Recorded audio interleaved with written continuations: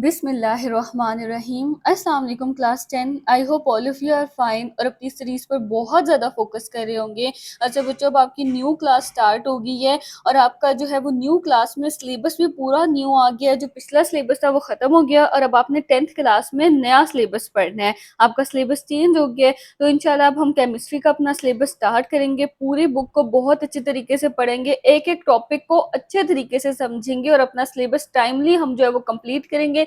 साथ जो है वो इम्पोर्टेंट सारे क्वेश्चंस को देखेंगे, शॉर्ट क्वेश्चंस को, लॉन्ग क्वेश्चंस को, एमसीक्यूज को, सारी चीजें मैं आपको साथ साथ मार्क करवाऊंगी कि कैसे कैसे आपके पेपर में क्वेश्चन आ सकता है। और सारे टॉपिक्स के कॉन्सेप्ट को हम बहुत अच्छे तरीके से समझेंगे ताकि अब हमारे पेपर में केमिस्ट्री में फुल मार्क्स आए।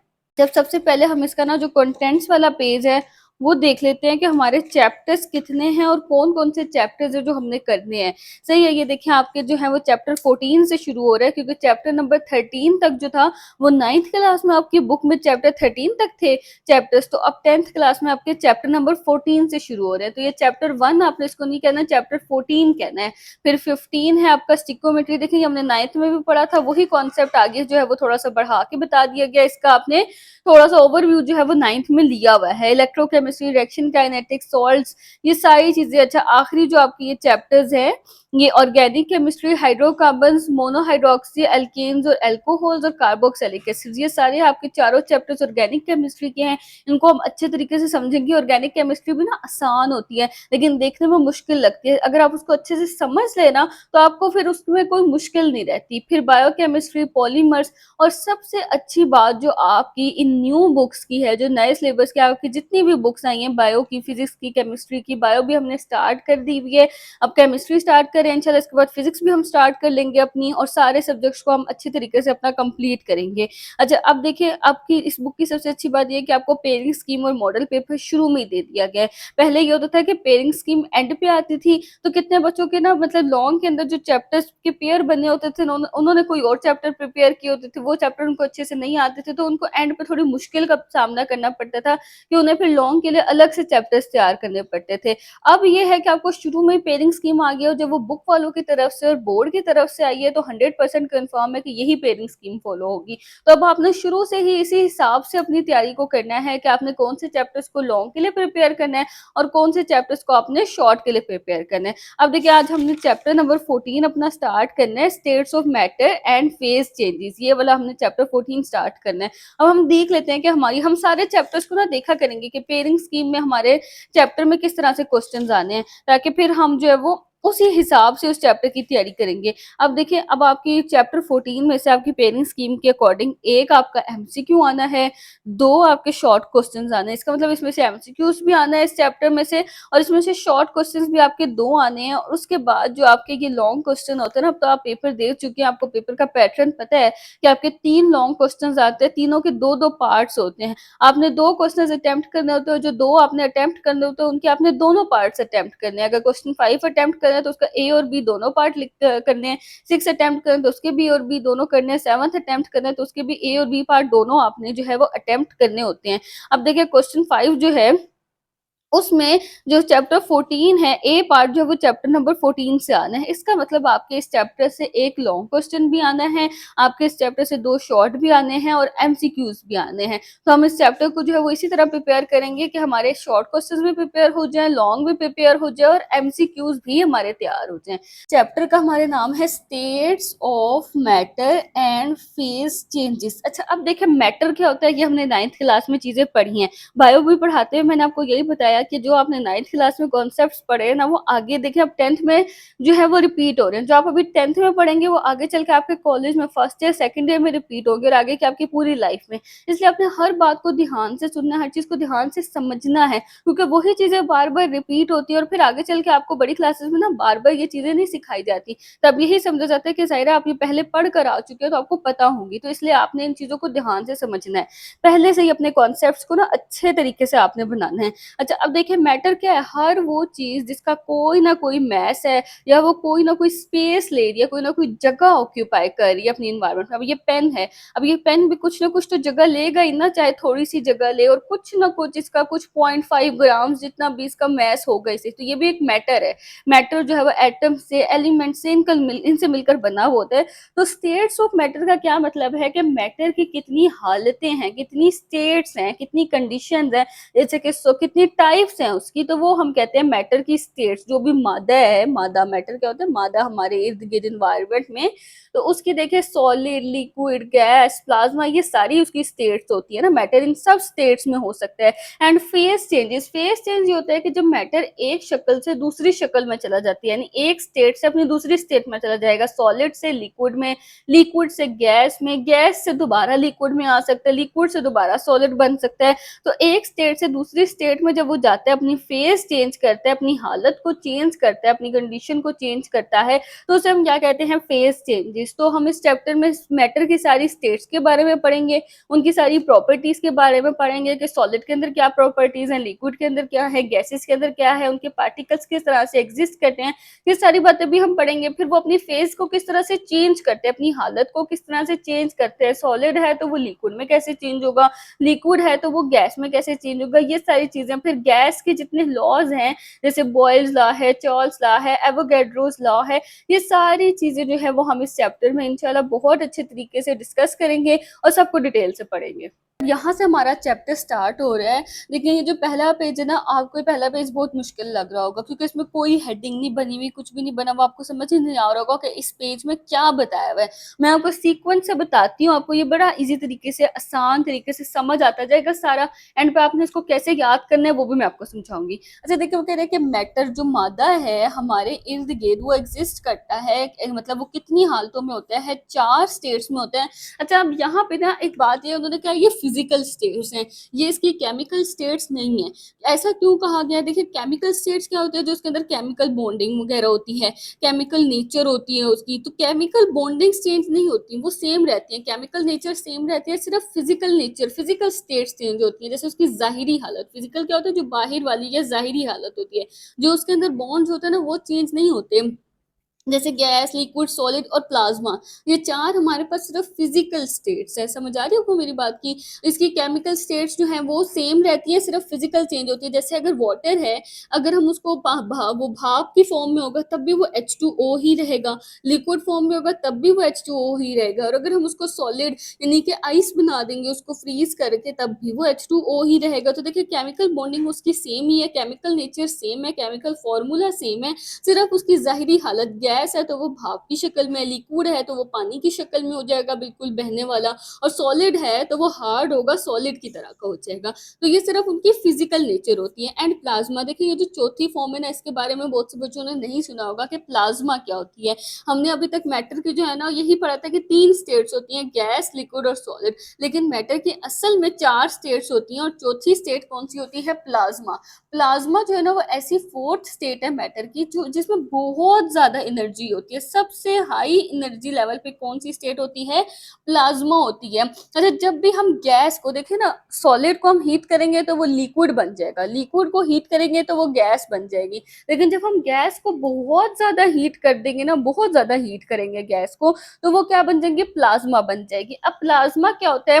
देखिए ना, हमारे पास जो मैटर है वो एटम्स से मिलकर बना है ना, और एटम्स, हमने एटम्स को देखा हुआ, एटम्स कैसे होते हैं, कि सेंटर में प्रोटॉन्स और न्यूट्रॉन्स होते हैं, इर्द गिर्द उनके क्या होते हैं? इलेक्ट्रॉन्स इवॉल्व कर रहे होते हैं। 9th क्लास में हमने पूरे स्ट्रक्चर्स बना बना के बहुत अच्छे तरीके से समझे, इससे उनके इर्द गिर्द जो है वो इलेक्ट्रॉन्स इवॉल्व कर रहे होते हैं। जब आप जो है किसी मैटर को, मैटर के अंदर तो बहुत सारे एटम्स है ना, अब जब आप किसी भी गैस को बहुत ज्यादा हीट करोगे ना, तो क्या होता है कि जो इलेक्ट्रॉन्स है ना, ये अक्सर क्या हो जाते हैं? एटम से सेपरेट हो जाते हैं, बीच में से कुछ इलेक्ट्रॉन्स इसमें से सेपरेट हो जाएंगे। जैसे फॉर एग्जांपल ये 2 इलेक्ट्रॉन्स बहुत ज्यादा हीट की वजह से सेपरेट होकर ये अलग से एक नेगेटिव चार्ज कैरी कर लेंगे, और इसमें से इलेक्ट्रॉन्स निकल गए तो देखिए नेगेटिव चार्ज इसमें से थोड़ा सा निकल गया तो इस एटम के ऊपर पॉजिटिव चार्ज आ जाएगा। इस तरह पॉजिटिव और नेगेटिव आयंस बन जाएंगे। सही है, जब चार्ज आ जाता है तो वो आयंस बन जाते हैं ना, तो ये चार्ज पार्टिकल्स बन जाते हैं। तो इस स्टेट को हम प्लाज्मा कहते हैं, जिसको हम जो इतनी ज्यादा एनर्जेटिक और हीटेड स्टेट होती है कि उसके अंदर जितने भी जो है ना एटम्स वो सब आयंस की फॉर्म में होते हैं, चार्ज पार्टिकल्स की फॉर्म में होते हैं। और ये जो स्टेट होती है ना, ये कहाँ पाई जाती है? ये सन में, स्टार्स में, जो हमारे पास थंडर स्टॉर्म, जो बिजली चमकती है आसमान में, उसके अंदर, उन सब के अंदर ना ये वाली स्टेट पाई जाती है प्लाज्मा की। Out of these four states, इन चार स्टेट्स में से वो कह रहे हैं सबसे पहले गैसेस के प्रॉपर्टीज को स्टडी किया गया था। यानी ये जितनी भी गैस, लिक्विड, सॉलिड, प्लाज्मा, ये जितनी भी चारों स्टेट्स है ना, इनमें सबसे पहले किसकी प्रॉपर्टीज को स्टडी किया गया, किसकी खसूसियात को देखा गया? गैस की। क्यों? क्योंकि गैस की ना प्रॉपर्टीज सबसे थोड़ी सी ना डिफरेंट लगती हैं। तो वो रैंडम मोशन में मूव कर रही होती हैं, फिर वो थोड़ी सी मतलब उन थोड़ी सी गैस होगी ना और बहुत बड़ा एरिया होगा, वो पूरे एरिया में फैल जाती है। देखें कैसे, अब अगर आपने रूम के किसी एक कोने में खड़े होकर जरा सा परफ्यूम स्प्रे कर दिया आपने अगर, तो वो परफ्यूम क्या सिर्फ उसी कॉर्नर पे उसकी स्मेल रहेगी, उसकी फ्रेग्रेंस सिर्फ वहीं होगी? नहीं, वो तो पूरे रूम में फैल जाएगी। हालांकि अगर आपने सिर्फ एक पंप स्प्रे किया तो एक पंप से कितने ही पार्टिकल्स निकले होंगे, लेकिन वो जितना भी बड़ा रूम होगा पूरे रूम में फैल जाएगी। तो ये गैसेस की प्रॉपर्टीज होती हैं। अगर आप गैस को ना, फॉर एग्जाम्पल गैस के इतने से पार्टिकल्स है ना, ये चार थोड़े से पार्टिकल्स हैं, उनको अगर आप इतनी सी जगह दे दोगे तो वो इसमें भी एडजस्ट हो जाएंगे। लेकिन अगर आप उसको इतनी बड़ी जगह दे दोगे तो वो इस पूरी जगह में ये 4-5 पार्टिकल्स ऐसे फैल जाएंगे। तो ये गैस की ना एक खास प्रॉपर्टीज होती हैं। अच्छा, वो कह रहे हैं कि जो फिजिकल प्रॉपर्टीज हैं गैसेस की, कि उनकी उनके अंदर क्या क्या फिजिकल प्रॉपर्टीज हैं, क्या क्या खसूसियात हैं, कि एक तो हम उनको कंप्रेस कर सकते हैं, दबा सकते हैं। कैसे? देखें, आपके पास जब एक इतनी बड़ी स्पेस में इतने से पार्टिकल्स फैले हुए हैं, फॉर एग्जाम्पल आपके पास कोई ऐसा बॉक्स है जिसको आप प्रेशर से, मतलब इस तरह ऊपर कोई ढक्कन लगा हुआ है जिसके ऊपर यूं प्रेशर है, अब आपने इधर इतने से गैस पार्टिकल्स से ये स्प्रेड हुआ, अगर आप इसको प्रेस करके नीचे इस ढक्कन को लेते आओगे ना, यहाँ पे फॉर एग्जाम्पल ये ढक्कन यहाँ से यहाँ पे आ गया, ये इतने से स्पेस में फैल जाएंगे। यानी ये कंप्रेस होते जाएंगे, दबते जाएंगे, दबते जाएंगे। जितना आप इनको दबाओगे कभी भी ऐसे नहीं होगा कि गैस आपको ऊपर की तरफ प्रेशर दे, ये उतना नीचे की तरफ दबती जाएगी। जितनी कम स्पेस दोगे वो उतनी स्पेस में आती जाएगी। तो एक तो हम इसको कंप्रेस कर सकते हैं, हम गैसेस को दबा सकते हैं, या फिर हम एक्सपेंड भी कर सकते हैं, यानी ये फैल भी सकती हैं। कैसे? ये मैंने आपको अभी दिखाया कि अगर हम बड़ी स्पेस देंगे तो ये पूरी स्पेस में फैल जाएंगी। अच्छा, उसके अलावा गैसेस की एक प्रॉपर्टी ये होती है कि ये डिफ्यूज भी करते हैं। अब डिफ्यूजन क्या होता है कि गैसेस के पार्टिकल्स जो होते हैं ना, वो ऑटोमेटिकली पूरे एरिया में स्प्रेड हो जाते हैं। तो ये सारी प्रॉपर्टीज हमने जो है वो गैसेस के अंदर देखी हैं। और ये प्रॉपर्टीज जो है ये क्यों होती हैं? क्योंकि गैस के जो पार्टिकल्स होते हैं ना, वो कॉन्टिन्यूसली मूव कर रहे होते हैं और रैंडम मूव कर रहे होते हैं। ऐसे नहीं है कि कोई तरतीब होती है इनकी मूवमेंट की, ये मुसलसल, ये पार्टिकल है कभी इधर जा रहे हैं, कभी इधर जा रहे हैं, कभी इधर जा रहे हैं। तो इनकी जो मूवमेंट होती है ना पार्टिकल्स की, वो बिल्कुल बेतरतीब और रैंडम मूवमेंट होती है। अच्छा, इन्हीं सारे आइडियाज की वजह से और ये जो इनकी प्रॉपर्टीज है इसकी वजह से क्यों कौन सी थ्योरी जो है वो वजूद में आई, उस कौन सी थ्योरी बनी, वो थी kinetic particle theory of gases.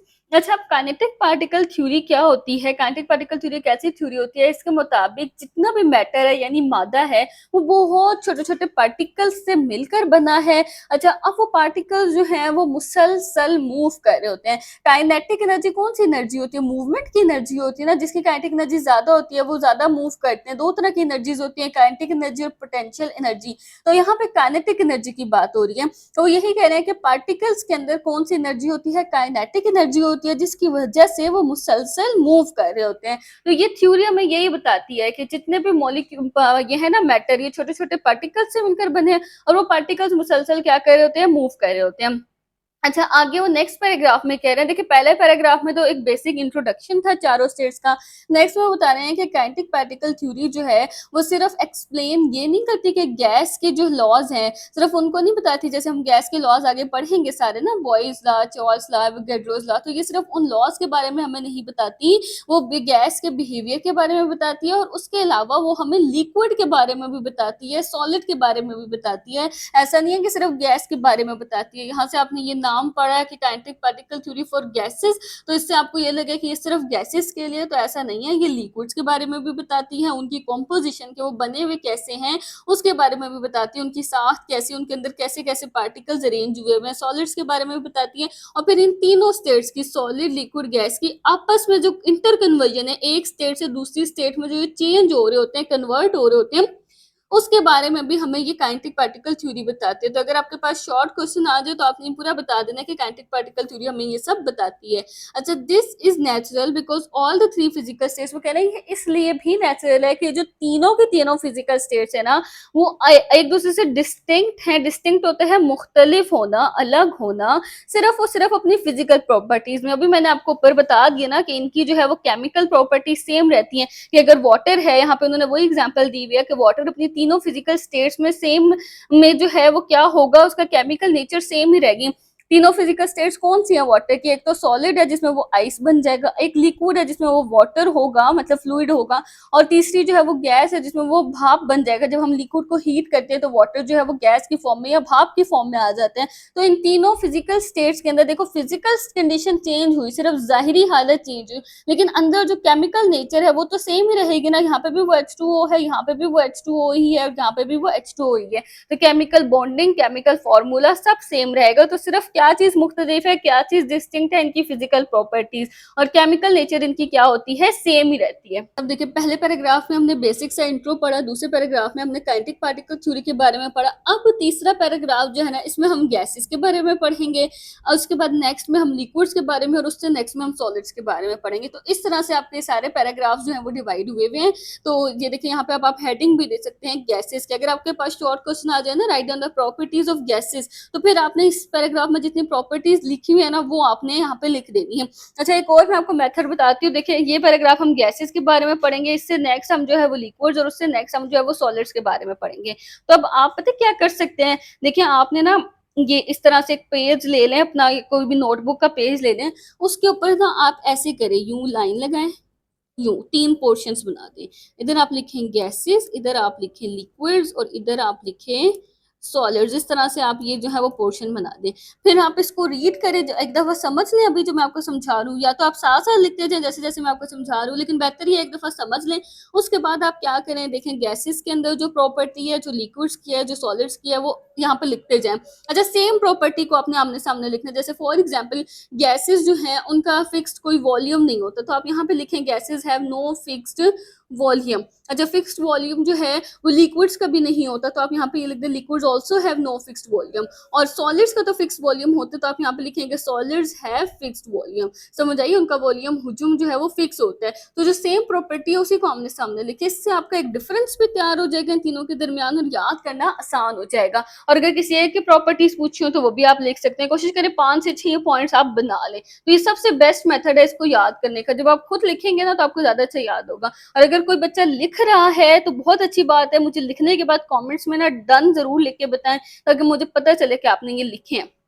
अच्छा, अब देखें, काइनेटिक पार्टिकल थ्योरी गैसेस की जो है वो हमें ये बताती है कि गैस के अंदर ऐसे पार्टिकल्स हैं जो मुसलसल मूव कर रहे हैं, कॉन्टिन्यूसली, मुसलसल लगातार मूव कर रहे हैं। मूवमेंट कैसी है, रैंडम, हमने अभी देख लिया, बेतरतीब मूवमेंट है, कोई उसकी तरतीब नहीं है। ये नहीं है कि एक पार्टिकल ने अगर इधर जाना है तो वो इधर ही जाएगा, तो दूसरे ने उधर जाना है तो वो उधर ही जाएगा, ऐसा नहीं है। कोई इधर जा रहा है, कोई उधर जा रहा है, कोई इधर जा रहा है, बेतरतीब कहीं भी जा रहे हैं particles. All the possible direction, सारी जितनी मुमकिन डायरेक्शन है ना, हर डायरेक्शन में पार्टिकल्स मूव कर सकते हैं। फॉर एग्जाम्पल, पॉसिबल डायरेक्शन कौन सी? अगर एक पार्टिकल यहाँ पे है तो इसके लिए ये भी पॉसिबल है, ये भी पॉसिबल है, ये भी पॉसिबल है, ये भी, हर ये डायरेक्शन इसके लिए पॉसिबल है। तो ये किसी भी डायरेक्शन में मूव कर सकता है, ऑल द पॉसिबल डायरेक्शन। अच्छा, अब क्या होता है कि गैस के जो पार्टिकल्स हैं वो जो जिस कंटेनर के अंदर वो बंद होते हैं ना, जिस भी कंटेनर के अंदर, जिस डब्बे के अंदर वो बंद होते हैं, तो वो क्या करते हैं, उसकी वॉल्स के साथ, उसकी दीवारों के साथ टकराते हैं,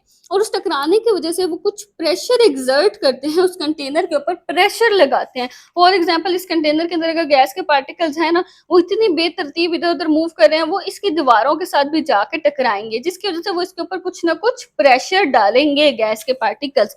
अच्छा, वो कह रहे हैं कि जो गैस का प्रेशर है ना पार्टिकल्स पार्टिकल्स का। एक कंटेनर के अंदर अगर गैस के पार्टिकल्स बंद हैं और वो उस कंटेनर पे प्रेशर अप्लाई कर रहे हैं, तो वो प्रेशर जो है ना, अगर हम टेम्परेचर चेंज नहीं करेंगे, टेम्परेचर फॉर एग्जाम्पल जितना हमने शुरू में दिया था टेम्परेचर उतना ही रहे, तो क्या होता है, गैस के पार्टिकल्स का प्रेशर भी क्या रहता है, सेम रहता है, प्रेशर चेंज नहीं होता। ऐसा नहीं है कि प्रेशर जो है वो पहले ज्यादा था फिर कम हो गया, या पहले कम था फिर ज्यादा हो गया। अगर हम टेम्परेचर सेम रखते हैं, टेम्परेचर चेंज करेंगे वो एक डिफरेंट केस है, वो मैं आपको आगे बताती हूँ। यहाँ पे बात ये हो रही है कि अगर टेम्परेचर हम सेम रखते हैं तो प्रेशर गैस के पार्टिकल्स का जितना शुरू में था, काफी टाइम गुजरने के बाद भी उतना ही प्रेशर रहता है।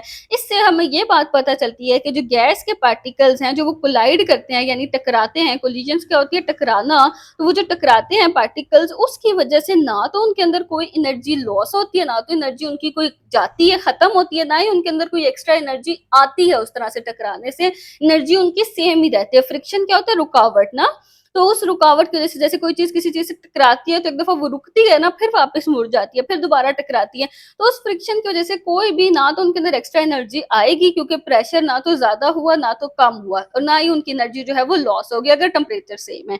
अच्छा, अब वो कह रहे हैं कि गैस के पार्टिकल्स के अंदर जो अट्रैक्टिव फोर्सेज हैं, अट्रैक्टिव फोर्सेज का क्या मतलब है कि फॉर एग्जाम्पल इस कंटेनर के अंदर ये एक पार्टिकल है, ये दूसरा है, ये तीसरा है, ये चौथा है, ये पांचवा है, तो पार्टिकल्स के आपस में जो फोर्सेज होती है, यानी इस पार्टिकल और इस पार्टिकल के दरमियान में जो फोर्स ऑफ अट्रैक्शन होगी, जिससे ये एक दूसरे का अट्रैक्शन क्या होता है, कशिश, एक किसी को अपनी तरफ अट्रैक्ट करना, खींचना, तो जिस इस पार्टिकल के दरमियान भी जो अट्रैक्शन की फोर्स है, या इस पार्टिकल्स के दरमियान, या इनके दरमियान, या इनके दरमियान, इन पार्टिकल्स के दरमियान जो फोर्स ऑफ अट्रैक्शन है वो बहुत ज्यादा वीक होती है। सही है, वो कह रहे हैं कि वो नेग्लिजिबल होती है। नेग्लिजिबल ऐसी चीज होती है जो इतनी कम होती है कि हम उसको गिनते ही नहीं है, हम कहते हैं कि है ही नहीं, मतलब उसको हम वो कर देते हैं, बिल्कुल इग्नोर कर देते हैं। तो नेग्लिजिबल है, इतनी कम अट्रैक्टिव फोर्स है। क्यों है? क्योंकि पार्टिकल्स एक दूसरे से इतना ज्यादा दूर हैं। देखो ना, ये पार्टिकल्स मैंने आपको बताया, इतने से पार्टिकल्स होंगे ना पूरे कमरे में फैल जाएंगे। अगर एक पार्टिकल इस जगह पे है, दूसरा पार्टिकल इस जगह पे है, क्या ही उनके दरमियान अट्रैक्शन की फोर्स होगी, उनके दरमियान तो बिल्कुल फोर्स का कोई वो दूर दूर तक रिलेशन ही नहीं है ना, इसलिए हम कहते हैं नेग्लिजिबल है। लेकिन यहाँ पे एक लफ्ज यूज हुआ है, लो प्रेशर। लो प्रेशर क्यों? देखो ना, अब रूम के अंदर अगर हमने स्प्रे किया, कोई प्रेशर तो हमने उस पार्टिकल्स पे नहीं डाला ना, वो जितना मर्जी जहां मर्जी फैल गए। एक बड़े से कंटेनर के अंदर हमने गैस के पार्टिकल्स को डाल दिया, हमने उसके ऊपर कोई प्रेशर नहीं डाला, एक यहाँ पड़ा, एक यहाँ पड़ा, एक यहाँ पड़ा, एक यहाँ पड़ा। फॉर एग्जाम्पल इस कंटेनर के ऊपर हमने प्रेशर डाल दिया, इसके ढक्कन को हमने प्रेशर से नीचे कर दिया, अब ये ढक्कन यहाँ आ गया। अब देखो पार्टिकल्स के लिए जगह इतनी कम बची है, तो एक यहाँ होगा, एक यहाँ होगा, एक यहाँ होगा, एक यहाँ होगा, तो थोड़ा सा एक दूसरे के करीब आ गए प्रेशर बढ़ाने से। तो जब ये करीब आएंगे तो फिर इनके दरमियान थोड़ी सी अट्रैक्शन की फोर्स आ जाएगी। जब तक लो प्रेशर पे थे तब तक इनके दरमियान कोई भी अट्रैक्शन की फोर्स नहीं थी। आगे वो कह रहे हैं कि एवरेज काइनेटिक एनर्जी जो पार्टिकल्स की है वो डायरेक्टली प्रोपोर्शनल होती है टेम्परेचर की। अब देखो यहाँ पे टेम्परेचर की बात आ गई। इसका मतलब ये है कि अगर हम टेम्परेचर बढ़ाएंगे तो पार्टिकल्स की एनर्जी बढ़ जाएगी। डायरेक्टली प्रोपोर्शनल का मतलब क्या है? डायरेक्टली प्रोपोर्शनल तभी होता है ना जब एक चीज को बढ़ाने से दूसरी भी बढ़े, या एक चीज को कम करने से दूसरी भी कम हो। Measured on kelvin scale. अच्छा, हम जब भी टेम्परेचर को मेजर करेंगे ना, अपने न्यूमेरिकल्स में भी, अपने क्वेश्चंस में, अपने एग्जांपल्स में, हम केल्विन स्केल पे ही मेजर करेंगे। डिफरेंट स्केल्स होते हैं ना टेम्परेचर को मेजर करने के, Celsius scale, kelvin scale, Fahrenheit scale. हम केल्विन स्केल में ही मेजर करेंगे, क्योंकि जो केल्विन स्केल होता है ना वो हमारे पास एब्सोल्यूट जीरो को बताता है, तो हम इसको केल्विन स्केल में ही मेजर करेंगे।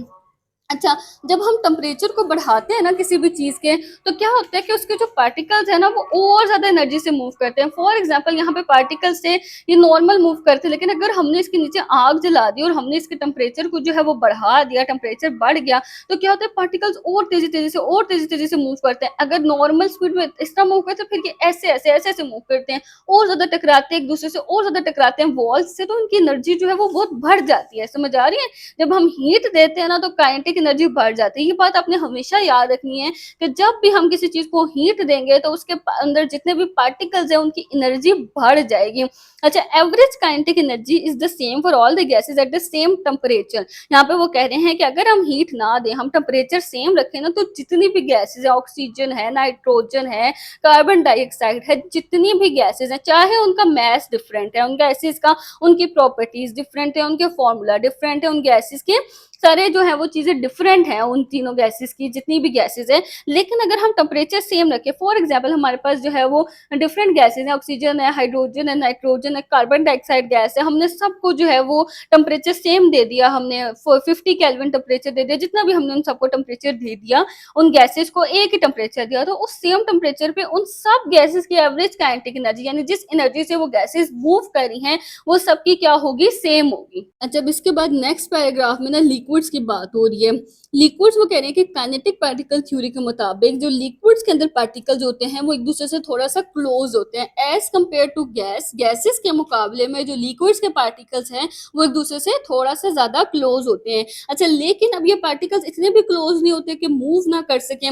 देखो ना, अब दो चीजें अगर आपस में जुड़ के पड़ी हुई ना तो वो मूव नहीं कर सकती, लेकिन अगर उनमें थोड़ा फासला है ना तो वो फिर भी मूव कर सकती हैं। जैसे अगर गैस के पार्टिकल्स एक दूसरे से इतना ज्यादा दूर थे ना बिल्कुल, तो लिक्विड के पार्टिकल्स इतना दूर होंगे, समझ आ गई, यानी गैस के मुकाबले में कम दूर है, लेकिन ये नहीं है कि बिल्कुल साथ जुड़े हुए और मूव ना कर सके। जैसे सॉलिड के पार्टिकल्स होते हैं ना वैसे साथ जुड़े हुए होते हैं। अब देखो ये साथ जुड़े हुए हैं ना तो ये बिल्कुल मूव नहीं कर सकेंगे, तो मैंने आपको दो दिखाई ना, इस तरह से काफी सारे साथ जुड़े हुए हैं। अब देखो इसके साथ अगर मैं एक और यूं जोड़ दूं पार्टिकल, यूं अब ये इस तरह साथ जुड़े हुए हैं, अब ये पिंक वाला पार्टिकल मूव कर सकता है, नहीं कर सकता, क्योंकि इसके दोनों साइड से इसके साथ बिल्कुल जुड़ के पार्टिकल्स पड़े हैं। तो सॉलिड्स में ना पार्टिकल्स इस तरह पड़े होते हैं। अब इसके साथ भी और भी पार्टिकल्स पड़े होंगे। अब देखो इस तरह अगर ये इसके साथ जोड़ के पड़ा हो तो अब ये ब्लू वाला ये भी नहीं मूव कर सकता, सही है, क्योंकि इसके दोनों साइड पे जोड़ के पार्टिकल्स पड़े। तो इसी तरह सॉलिड के पार्टिकल्स एक दूसरे के साथ इतना क्लोजली जुड़े होते हैं कि कोई पार्टिकल मूव ही नहीं कर सकता। लेकिन लिक्विड में ये होता है कि थोड़ा सा इनके दरमियान गैप होता है, तो ये मूव कर सकते होते हैं। अच्छा, मूवमेंट भी इनकी सारी पॉसिबल डायरेक्शंस में हो सकती है। अच्छा, कौन कौन से पॉसिबल डायरेक्शंस मैंने अभी आपको बताया, जैसे गैसेस में जितनी भी पॉसिबल डायरेक्शंस है, यहाँ यहाँ यहाँ यहाँ जहां भी मूव करना चाहें ये मूव कर सकते हैं। अच्छा, इसके नतीजे में क्या होता है कि जो लिक्विड के पार्टिकल्स है उनकी कोई फिक्स पोजीशन या फिक्स शेप नहीं होती। फिक्स शेप तो तभी बनते हैं ना जब बिल्कुल साथ जुड़ के चीज पड़ी हो, उसकी एक फिक्स शेप बन चुकी है। लेकिन जो चीज जुड़ के नहीं पड़ी हुई उसकी कैसे फिक्स शेप हो सकती है। अब आप देखिए, अगर आप पानी लें, अब एक गिलास पानी को आपने अगर ग्लास में डाला है तो वो ग्लास की शेप में आ जाएगा, आप बाउल में डाल देंगे वो बाउल की शेप में आ जाएगा, आप किसी कंटेनर में डालेंगे कंटेनर की शेप में आ जाएगा, फ्लास्क में डालेंगे फ्लास्क की शेप में आ जाएगा।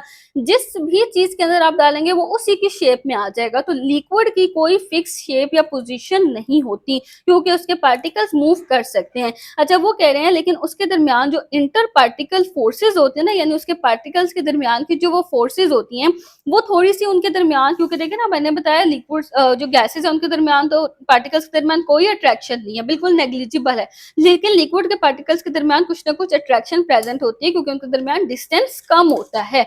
अच्छा, तो लिक्विड्स का एक फिक्स्ड वॉल्यूम जरूर होता है, हुजम उनका फिक्स होता है। ऐसा नहीं है ना कि देखिए ना, अगर आपके पास 10 लीटर पानी है, 10 लीटर अगर फॉर एग्जांपल आपके पास पानी है तो आप उसको 10 लीटर के कंटेनर में ही डाल सकते हैं, या फिर 12 लीटर के कंटेनर में भी डाल सकते हैं। अगर आप 8 लीटर का कंटेनर लेंगे तो ऐसा तो नहीं है ना कि वो 10 लीटर पानी 60 लीटर के कंटेनर में आ जाएगा, नहीं, वो तो नीचे गिर जाएगा, बाहर गिर जाएगा। तो उसका वॉल्यूम फिक्स है, उसका वॉल्यूम कम ज्यादा नहीं होता। जबकि गैस को आप छोटे से छोटे कंटेनर में डाल दें वो उसके अंदर भी पूरी आ जाएगी, बड़े से बड़े कंटेनर में डाल दें वो उसके अंदर भी पूरी आ जाएगी। लेकिन लिक्विड्स में ऐसा नहीं है, अगर उसका जितना वॉल्यूम है आपको उतने ही कंटेनर में उसको डालना पड़ेगा, समझ आया, या उससे ज्यादा वॉल्यूम का आप कंटेनर ले सकते हैं तो उसके अंदर वो लिक्विड जो है वो पूरा आ जाएगा। अगर आप 10 लीटर के लिए 12 लीटर वाला कंटेनर ले रहे हैं तो ऊपर से थोड़ी सी स्पेस खाली छोड़ देगा, समझ आ रहे, 2 लीटर स्पेस उसमें खाली रहेगी। ये नहीं है कि वो पूरे 12 लीटर को भर देगा, वो 10 लीटर की ही स्पेस ऑक्यूपाई करेगा, बाकी का 2 लीटर वो खाली छोड़ देगा। जबकि गैस जितने भी आप बड़े कंटेनर में डाल देंगे वो पूरा कंटेनर ऑक्यूपाई कर लेगा, पूरे कंटेनर की स्पेस में आ जाएगा। तो इसलिए हम कह रहे हैं लिक्विड का वॉल्यूम फिक्स होता है। अच्छा, लिक्विड्स के अंदर जो पार्टिकल्स है ना वो तीनों तरह की मूवमेंट शो करते हैं। तीनों तरह की मूवमेंट्स कौन कौन सी है ये देखेंगे साइड बॉक्स में बताई हुई है। तीनों तरह की मूवमेंट्स, एक है ट्रांसलेशनल मोशन, एक है हमारे पास रोटेशनल और एक है वाइब्रेशनल। अब ये तीनों किस तरह की मूवमेंट्स है, अच्छा देखें, जो ट्रांसलेशनल मोशन होती है ना इसका मतलब होता है एक पार्टिकल का एक जगह से दूसरी जगह पे जाना। फॉर एग्जांपल ये कंटेनर है, इसके अंदर ये पार्टिकल्स पड़े हुए हैं, अब ये पार्टिकल इधर जा रहा है, इधर जा रहा है, इधर जा रहा है, इधर जा रहा है, जिस भी डायरेक्शन में जहां भी जा रहा है एक जगह से ये उठ के यहाँ दूसरी जगह पे ये पहुंच गया, इसको हम कहते हैं ट्रांसलेशनल मोशन। अच्छा, रोटेशनल मोशन का क्या मतलब है कि ये पार्टिकल यहीं पड़ा हुआ ऐसे ही अपनी ही जगह पे यू गोल गोल घूमी जा रहा है, जैसे ये पेन घूम रहा है ना अपनी ही जगह पे, ये गोल गोल घूम रहा है, गोल गोल घूम रहा है अपनी ही जगह पे पड़ा हुआ हुआ, तो इसको हम क्या कहते हैं, इसको हम कहते हैं रोटेशनल मोशन। वाइब्रेशनल मोशन का क्या मतलब होता है कि एक पार्टिकल उसी जगह पे पड़ा हुआ ना, यूं यूं यूं यूं यूं यूं वाइब्रेट हो रहा है, उसी जगह पे यूं यूं यूं यूं यूं यूं ये वाइब्रेट हो रहा है, इसको हम कहते हैं, वो तो हमें वैसे भी पता है ना, वाइब्रेट हो रहा है मतलब सिर्फ यूं आगे पीछे आगे पीछे आगे पीछे मूव कर रहे हैं, अपनी ही जगह पे पड़ा हुआ, उस जगह को चेंज नहीं करा।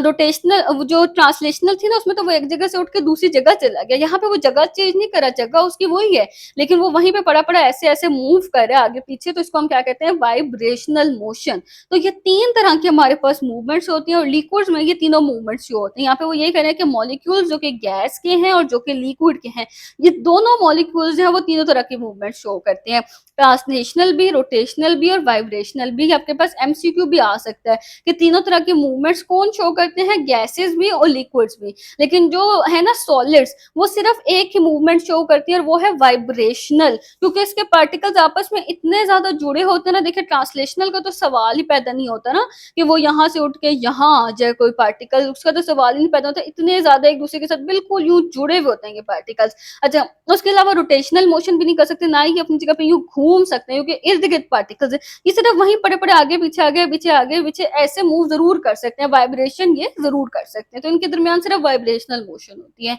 अब वो कह रहे हैं, अगर हमारा जो पैराग्राफ है ना वो सॉलिड्स के बारे में है, और कह रहे हैं कि सॉलिड्स के जो सब्सटेंसेस हैं, इनके अंदर आयंस हैं, एटम्स हैं, मॉलिक्यूल्स हैं, ये सब होते हैं सॉलिड्स के अंदर। आयंस क्या होते हैं, जिनके ऊपर पॉजिटिव या नेगेटिव चार्जेस होते हैं। अच्छा, एटम्स क्या है, जो हमारे पास स्मॉलेस्ट पार्टिकल है जिससे मिलकर पूरा मैटर बनता है, और एटम से मिलकर ही मॉलिक्यूल्स बनते हैं। तो सॉलिड्स के अंदर ये तीनों चीजें पाई जाती है। अब काइनेटिक थ्योरी के अकॉर्डिंग जो सॉलिड्स के अंदर पार्टिकल्स है ना, उनके दरमियान जो फोर्सेज है, इंटर पार्टिकल क्या मतलब है, पार्टिकल्स के दरमियान, इंटर होता है दरमियान, और पार्टिकल्स पार्टिकल्स के दरमियान जो फोर्सेज है वो इतनी ज्यादा स्ट्रॉन्ग है कि सॉलिड जो है वो सिर्फ एक ही फिक्स पोजीशन पे रहते हैं, वो अपनी पोजीशन चेंज ही नहीं कर सकते। देखिए ना, जो सॉलिड के अंदर सब्सटेंसेस है वो तो बिल्कुल ऐसे एक दूसरे के साथ ना यूं टाइटली पैक्ड होते हैं, ऐसे एक दूसरे के साथ बिल्कुल जुड़े हुए होते हैं वो पार्टिकल्स ना, तो ये मूव नहीं कर सकते होते, और इनके दरमियान इतना कम डिस्टेंस है कि इनके जो पार्टिकल्स के दरमियान फोर्सेज है ना वो बहुत स्ट्रॉन्ग होती है। गैसेस के दरमियान इतना ज्यादा डिस्टेंस था कि उनके पार्टिकल्स की फोर्सेज नेग्लिजिबल थी, लिक्विड्स के दरमियान कम डिस्टेंस है तो उनके पार्टिकल में थोड़ी बहुत फोर्सेज थी, लेकिन सॉलिड्स की जो फोर्सेज है वो तो बहुत स्ट्रॉन्ग है। देखिए मैंने आपको ये बनवाया ना पीछे कि आप इस तरह से लाइन लगा के लिखे, तो आप ये सारे पॉइंट्स वहां पे नोट डाउन करें, ये जो सेम सेम पॉइंट्स है, तो आपको बहुत आसानी हो जाएगी। अच्छा, उसके अलावा वो कह रहे हैं कि इस वजह से ये एक फिक्स्ड पोजीशन पे रहते हैं, ये अपनी पोजीशन चेंज नहीं करते। तो जो सॉलिड के पार्टिकल्स है ना, उनके दरमियान मैंने अभी आपको बताया सिर्फ वाइब्रेशनल मोशन होती है। तीनों तरह के मूवमेंट्स में से वो सिर्फ एक ही मूवमेंट कर सकते हैं, वो है वाइब्रेशनल मोशन। अच्छा, इस रिस्ट्रिक्टेड मूवमेंट की वजह से, रिस्ट्रिक्टेड का क्या मतलब है, लिमिटेड मूवमेंट्स। देखो ना, तीन मूवमेंट्स में से सिर्फ एक ही कर सकते हैं, तो उनकी मूवमेंट लिमिटेड होगी ना, रुकावट आ गई उनकी मूवमेंट में, वो सिर्फ बहुत कम मूवमेंट कर सकते हैं। इसकी वजह से जो सॉलिड के सब्सटेंसेस है ना, उनके अंदर फिक्स्ड शेप भी होती है, फिक्स्ड वॉल्यूम भी होते हैं।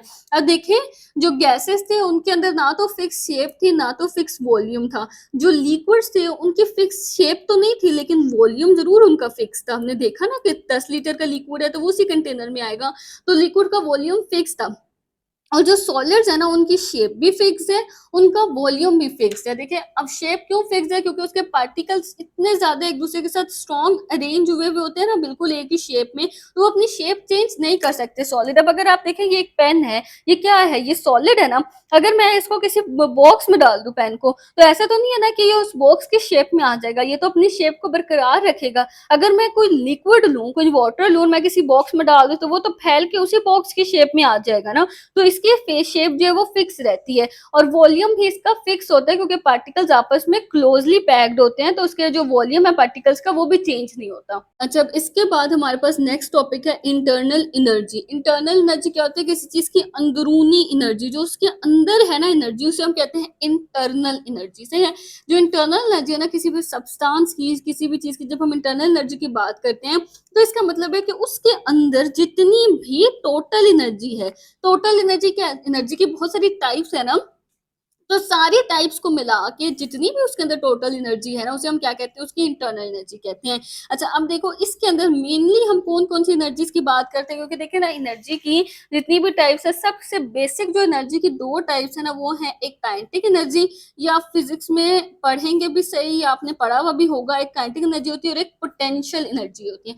काइनेटिक एनर्जी कौन-सी होती है? मूवमेंट की एनर्जी, यानी कोई भी पार्टिकल मूव कर रहा है ना, तो उसके अंदर जो एनर्जी है वो कौन-सी है? काइनेटिक एनर्जी है। लेकिन कोई पार्टिकल जो है उसके अंदर जो एनर्जी स्टोर हुई हुई है, जो भी वो यूज नहीं कर रहा, लेकिन उसके अंदर वो प्रेजेंट है, वो स्टोर हुई हुई है, वो यूज नहीं कर रहा, ना उसकी मूवमेंट में वो लग रही है, उसे हम क्या कहते हैं? उसकी पोटेंशियल एनर्जी। यानी इसके अंदर इतना पोटेंशियल है, इतनी काबिलियत है कि ये इतनी एनर्जी अभी यूज कर सकता है।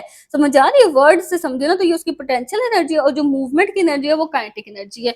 तो हम क्या कह रहे हैं कि एक पार्टिकल के अंदर जितनी भी काइनेटिक एनर्जी, यानी जो वो मूवमेंट में यूज कर रहे हैं, या जितनी उसके अंदर स्टोर हुई हुई है पोटेंशियल एनर्जी बॉन्ड्स वगैरह के दरमियान, देखो ना, अब हमारे पास अगर वाटर है तो H2O, अब बॉन्ड्स बनने के ऑक्सीजन के साथ हाइड्रोजन का बॉन्ड और एक और हाइड्रोजन का बॉन्ड, ये 2 बॉन्ड्स बने हुए हैं, और ये तो हाइड्रोजन बॉन्डिंग तो वैसी बड़ी स्ट्रॉन्ग बॉन्डिंग होती है। अगर इनका ये बॉन्ड टूटेगा, ये एनर्जी स्टोर ही है ना, वाटर के अंदर स्टोर है, इसको अभी ये यूज नहीं कर रहा, मूव वाटर के मॉलिक्यूल्स अगर मूव कर रहे हैं तो वो काइनेटिक एनर्जी है, लेकिन इसके बॉन्ड्स के अंदर जो एनर्जी स्टोर है वो पोटेंशियल एनर्जी है। समझ आ रही है? तो ये बॉन्डिंग के दरमियान जो एनर्जी स्टोर होती है ना, उसे हम क्या कहते हैं? पोटेंशियल एनर्जी कहते हैं। तो ये टोटल एनर्जी एक पार्टिकल्स के, एक सब्सटेंस के अंदर जो पार्टिकल्स है जितने भी, उनके अंदर कितनी काइनेटिक एनर्जी है, कितनी पोटेंशियल एनर्जी है, इन सबको अगर हम प्लस कर दे तो जो टोटल एनर्जी होती है उसे हम उसकी इंटरनल एनर्जी कहते हैं। ये आपके पास शॉर्ट क्वेश्चन आ सकता है। अच्छा, अब हीट जो है ना, किसी भी सिस्टम की इंटरनल एनर्जी को इंक्रीज कर देती है। फॉर एग्जाम्पल, किसी भी सब्सटेंस को जब हम हीट देते हैं ना, एक तो उसकी काइनेटिक एनर्जी तो बढ़ेगी बढ़ेगी, मैंने अभी आपको बताया कि टेम्परेचर और काइनेटिक एनर्जी एक दूसरे के डायरेक्टली प्रोपोर्शनल है हमेशा। जब भी आप टेम्परेचर देंगे, पार्टिकल्स और तेजी से मूव करेंगे, काइनेटिक एनर्जी बढ़ जाएगी। उसके अलावा जो हीट एनर्जी है वो कुछ ना कुछ उस पार्टिकल के अंदर स्टोर भी हो जाएगी, तो उसकी पोटेंशियल एनर्जी भी बढ़ जाएगी। तो इस वजह से हम कहते हैं कि जो जब भी हम हीट देते हैं तो उन पार्टिकल्स की जो एक सिस्टम के अंदर या एक सब्सटेंस के अंदर जितने भी पार्टिकल्स हैं, उनकी टोटल जो इंटरनल एनर्जी है वो इंक्रीज हो जाएगी। यहाँ पे ना आपकी बुक में एक कोई चेक है, यानी क्विज सा दिया हुआ है आपकी बुक में। तो उसमें 2 क्वेश्चंस हैं, व्हाट इज ट्रांसलेशनल मोशन, के ट्रांसलेशनल मोशन क्या होती है। वो तभी हमने समझ लेना है कि एक पार्टिकल जो है वो एक जगह से दूसरी जगह जो जा रहा है उसको हम ट्रांसलेशनल मोशन कहते हैं। तीनों तरह के मोशंस मैंने आपको समझा दिए, मूवमेंट्स कैसी होती हैं। तो ये आंसर भी आप एज इट इज लिख ले, translation motion is the movement in which particles move from one place to another in all possible directions. किसी भी डायरेक्शन में वो जा सकते हैं ना, एक जगह से दूसरी जगह। यहाँ पे मैंने आपको बताया, यहाँ से उठ के वो यहाँ आ गया, वो यहाँ से उठ के यहाँ भी जा सकता था। जिस भी डायरेक्शन में वो जाना चाहे, वो जिस भी तरफ जाना चाहे, वो उठ के जा सकता था एक जगह से दूसरी जगह। अच्छा, नेक्स्ट क्वेश्चन है कि जो एवरेज काइनेटिक एनर्जी होती है एक पार्टिकल की, गैस या लिक्विड के अंदर जितनी भी काइनेटिक एनर्जी है पार्टिकल के अंदर, क्या अगर हम टेम्परेचर सेम रखें तो वो एनर्जी सेम रहेगी?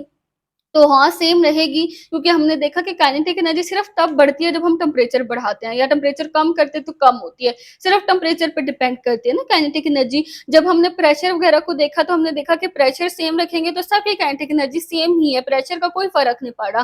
फर्क सिर्फ टेम्परेचर से पड़ता है। टेम्परेचर को चेंज करने से काइनेटिक एनर्जी चेंज होती है। तो यहाँ पे हमने इसका आंसर यही लिखना है कि yes, the average kinetic energy of the particles of a gas and a liquid is the same at the same temperature because kinetic energy depends upon temperature only। kinetic energy सिर्फ और सिर्फ temperature पर depend करती है। तो ये था हमारा आज का लेक्चर, जिसके अंदर हमने इसके इंट्रोडक्शन को, पहले पेज को पूरे को अच्छे से पढ़ा, इंटरनल एनर्जी को पढ़ा, हमने अपने चैप्टर को बहुत अच्छे तरीके से स्टार्ट किया। शुरू में आपका कॉन्सेप्ट जो है वो अच्छे से क्लियर हो जाता है, तो आपको फिर आगे का चैप्टर समझने में कोई मुश्किल नहीं रहती। तो हमने अपने कॉन्सेप्ट को बहुत अच्छे तरीके से समझा। इंशाल्लाह नेक्स्ट लेक्चर में हम आगे पढ़ेंगे, इस चैप्टर को अच्छे से कंप्लीट करेंगे और अपनी पूरी बुक को बहुत मेहनत से अच्छे तरीके से पढ़ेंगे। अगर आपको वीडियो अच्छी लगी है तो वीडियो को जरूर लाइक करें, चैनल को सब्सक्राइब किया करें, इससे मुझे भी मोटिवेशन मिलती है और मैं आप लोगों के लिए मजीद अच्छी अच्छी वीडियोस बनाऊंगी। और साथ जो है वो बेल आइकन का जो बटन होता है ना, उसको प्रेस कर लिया करें, ताकि जैसे ही कोई वीडियो आए या कोई लेक्चर आए तो आपके पास उसका नोटिफिकेशन आ जाए। और अगर आपको कहीं से भी कोई पॉइंट समझ नहीं आया तो आप मुझसे कॉमेंट सेक्शन में पूछ सकते हैं।